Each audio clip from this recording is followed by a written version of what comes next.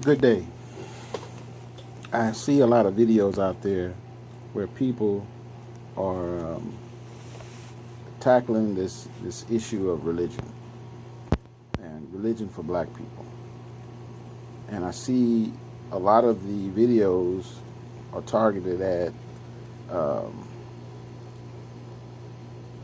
discrediting Christianity, discrediting Islam for black people, saying that these religions have enslaved black people. And one of the things that I really get from a lot of my brothers and sisters that are making these videos is that they're pretty new to this decision that they've made, and they're kind of new in their research. You know, they quote stuff like Willie Lynch, and they don't realize that Willie Lynch is a fictional character that was written about in order to explain what we went through as a people. So you're using one fictional character to discredit what you believe are a bunch of fictional characters that were that you also believe are used to control your mind. So there's a lot of, like delusional thinking going on. And from this we get black people who say that they are Kemetic, black people who say that they are atheists, black people return to West African religions like Yoruba, Ifa, any of the animist type religions where you are worshiping your ancestors or crediting your ancestors or crediting nature. They use terminology like, we practice spirituality, we didn't practice religion, as if they didn't have, those religions didn't have and don't have actual acts of worship that you have to practice in a specific way. Okay, if a religion has an act of worship that it has to be practiced in a specific way, then that is a religion. It's not a spirituality. Spirituality is, hey, we're just going with the flow. We acknowledge that we have a spirit and that there's a greater spirit and so on and so forth. That's spirituality. So they create these delusions in the minds of people based upon fallacious arguments, right? One of the biggest delusions, and I mean, it's really been like years, man, that this has been hitting me, slapping me in the gums, and I haven't addressed it in a public way, because when I see people teetered so far in one direction that if I hit them with something too hard, then they'll shoot all the way over to the other direction. And that's not what I want them to do. What I want my brothers and sisters to understand is that we bear some responsibility for the circumstance that we're in, and our ancestors bear some responsibility for the circumstances that we're in. And all of those religions, indigenous to us or otherwise, were excuses that we used to either fall into the situation that we're in or stay in the situation that we're in. So I'm not going to say that Christianity was never used to,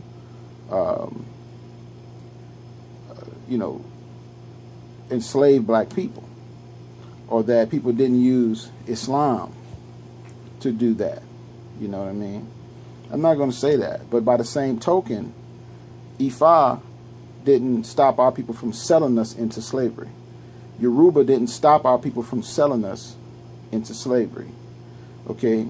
Most of us are not Kemetic, and we get on these paradigms that, hey, we are actually, that all of Africa is Kemet, all of Africa is Egypt, and everybody in Africa all got along at one time and so on and so forth. That's not true. Africa is 2.5 times bigger than the United States. Okay, at least 2.5 times bigger than the United States. And it's the cradle of civilization where all of mankind comes from. All of your bad habits and good habits started in that cradle of civilization. Okay, let's just be real. Okay, the people fought each other. They enslaved one another. They human sacrificed people. Okay, and to some degree they still do it. Right? What enslaves you is your perspective. I want you to realize that. You know, anytime you want to abrogate your responsibility, then you are easily enslaved. And it doesn't matter what religion you say you are. You know, mostly anybody who is going to watch this video is paying for internet, whether it is on their phone or whether it is in their home. Okay? If you are paying for internet, then you are invested in the system. If you have insurance, you are invested in the system. If you have a bank account, you are invested in the system. Most of us have more than one bank account. All right? There are so many different levels and areas where we are invested in the system. And it's a necessary evil to a certain degree, but we have to create our own systems. We have to create our own auto insurance companies, our own cellular companies, our own, health insurance, banks, et cetera, et cetera, et cetera, our own currency. We have to do that. And we have to see that as our responsibility and not other people's responsibility. As long as we say in our minds, consciously or subconsciously, it's somebody else's responsibility to give us a job, somebody else's responsibility to create a currency for us or do all these other things that I mentioned, then we will always be in a state of slavery to some degree. What we suffer from has been coined here recently as post-traumatic slave disorder. And I agree with that 100%. But what I say to my brothers and sisters to try and slap them into reality is to understand that this post-traumatic slave disorder could also be called cowardness. If you cannot find 100 people that you're willing to invest $1,000 with in your community in 1 year period, then you are acting in a cowardly way. Because when you want Jordans or a cell phone or to go to a festival, Essence Festival or whatever, hey man, you're going to blow $500 easy for any of that stuff. And you're going to do that a couple times a year, easy. So what happens if you then pick up your responsibility, find out what the laws and regulations are in regards to investment groups, set those things up, and say, hey, I can afford $100 a month, and we're not going to move on anything. We're going to do our due diligence. We're going to figure out what is the highest, best use of our money in our area to reach those goals. And we're going to do this all the way across the country. Because you already are doing that, but you're letting other people do that for you. And then they take the sweetness of your investment, of your buying into their system. They take that and they put it into themselves, into building up what they find important, what's good for them in all respects. And you got to seize that responsibility. You take a company like FedEx. I don't know how many thousands of employees they have, but they have thousands of employees.